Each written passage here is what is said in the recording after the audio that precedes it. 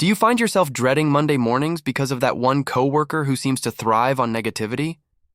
You're not alone. Dealing with toxic colleagues can drain your energy, sap your enthusiasm, and even impact your performance. But what if I told you that an ancient philosopher, Seneca, had some timeless advice to help you manage these challenging relationships? In this video, we'll explore practical philosophical strategies to protect your peace and maintain your professional poise amidst workplace toxicity.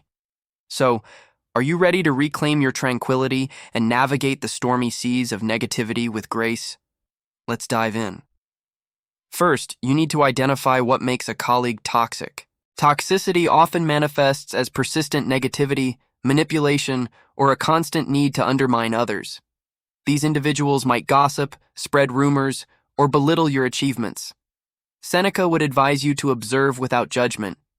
Just like a sage watches the world without becoming attached to it, you can notice these behaviors for what they are, disruptive to your peace. It's crucial to understand that their negativity is not a reflection of you, but rather a projection of their internal struggles. By recognizing these signs objectively, you empower yourself to devise a strategy that shields your emotional well-being. Seneca, a Stoic philosopher, believed in the power of inner tranquility. When faced with toxic behavior, your primary goal should be to maintain your composure. This doesn't mean suppressing your feelings, but rather acknowledging them and choosing a calm response. Practice deep breathing, engage in a brief meditation, or step away from the situation if you need to. Remind yourself that you have control over how you react, not how others behave.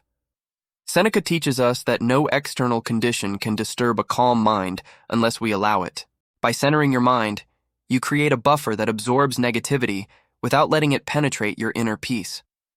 Communication is key in any relationship, especially with those who bring toxicity into your life. Seneca would advocate for clear, assertive communication. Approach your colleague with the intention to resolve, not to confront. Use I statements to express your feelings without placing blame. Say, "I feel uncomfortable when negativity overshadows our meetings," instead of accusing them. Be straightforward yet compassionate. You're not just addressing the behavior for your peace, but also encouraging a healthier work environment. Remember, your goal is to set boundaries. Boundaries not only protect you, but also signal to others how you deserve to be treated. Seneca taught that much of our distress comes from attempting to control what we cannot. When dealing with a toxic coworker, focus on controlling your reactions rather than their actions. You can choose your battles, decide which comments are worth addressing, and which ones should be ignored. This perspective aligns with the Stoic principle of dichotomy of control.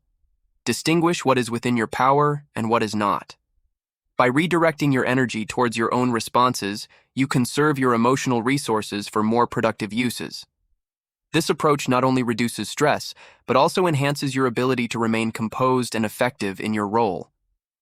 Seneca would remind us that while one person can be a source of negativity, you have the power to foster positivity around you.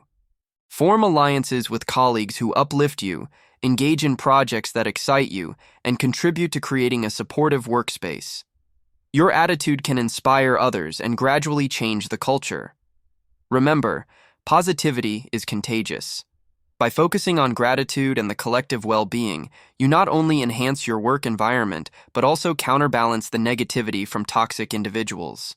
Your consistent positive actions will not only benefit you, but also those around you, creating ripples of change.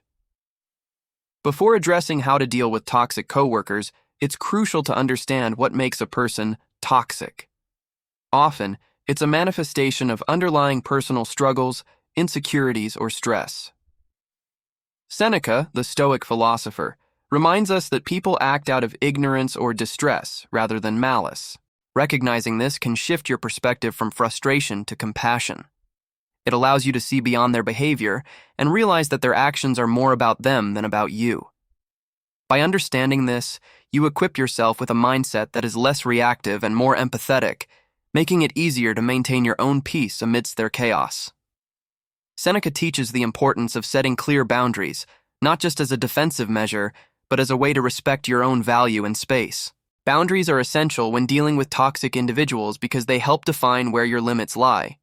It's about knowing what you will tolerate and what you won't.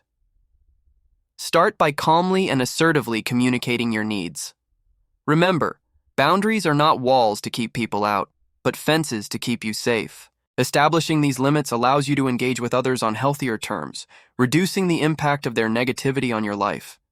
By prioritizing your own mental well-being, you maintain control over your reactions, choosing calm over chaos. Seneca often spoke about the power of emotional detachment, an essential tool for dealing with toxic colleagues. Emotional detachment doesn't mean being cold or indifferent. Instead, it's about creating a mental buffer that prevents other people's negativity from affecting your inner peace.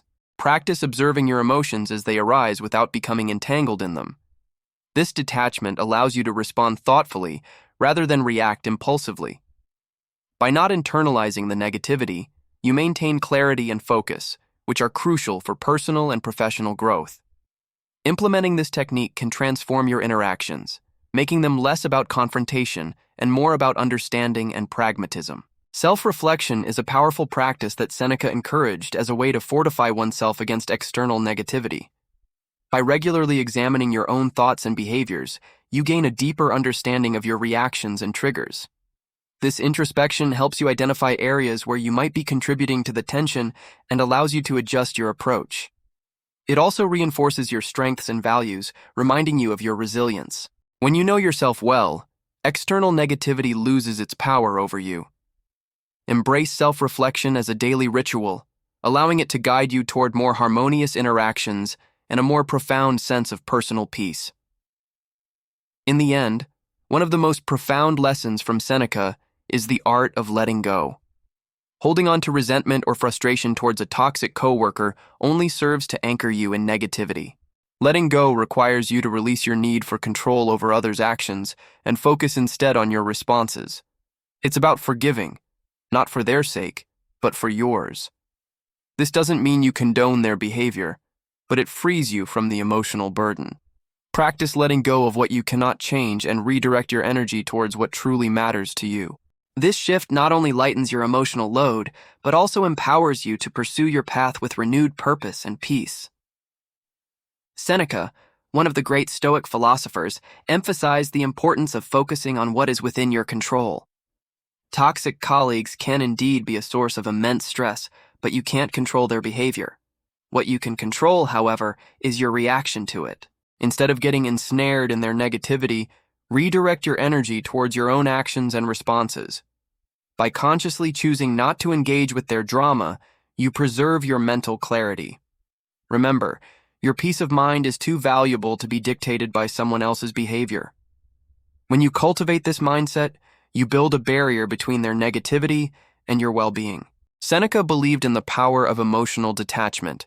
This doesn't mean becoming cold or indifferent, but rather finding a healthy distance between yourself and the chaos. Think of yourself as a spectator in a theater, observing the drama without becoming part of it. Practice mindfulness techniques such as deep breathing or meditation to center yourself when tensions rise. By emotionally detaching, you preserve your energy for what truly matters. The goal is not to reject emotions, but to manage them in a way that they do not control you. This balance allows you to engage with your work from a place of calm and focus, rather than stress and reaction. Silence can be a powerful tool in dealing with toxic colleagues. Seneca advised us to speak only when it improves the silence. When confronted with negativity, choose silence over retaliation. This doesn't mean you should be passive, but rather selective in your engagements. Sometimes, responding to negativity only fuels it. Use silence as a way to assert your boundaries and protect your peace. Practice listening more than speaking. This not only diffuses tension, but can sometimes disarm the negativity altogether. Over time, your silence will speak volumes about your strength and self-control. Seneca often spoke about finding joy in the work itself. By immersing yourself fully in your tasks, you can create a buffer against external negativity. When you focus on the value and purpose of your work, the distractions fade into the background. Set clear goals for yourself and find satisfaction in achieving them. This sense of purpose will act as a shield against toxic influences. Remember that your work environment is not just about the people you interact with, but also about the personal fulfillment you gain from your job. Let your dedication and passion for your work serve as a reminder of what truly matters, even amidst chaos. As counterintuitive as it might seem, cultivating compassion towards your toxic colleague can be transformative. Seneca believed in understanding the underlying struggles of others. Toxic behavior often stems from personal pain or insecurity. By practicing empathy, you not only protect your peace, but might also spark a change in them. This doesn't mean tolerating abuse, but rather acknowledging their humanity. Approach interactions with kindness, aiming to diffuse tension rather than escalate it. Compassion allows you to rise above the negativity, fostering an environment where positivity can eventually thrive. It's a powerful way to reclaim your narrative and maintain your inner tranquility.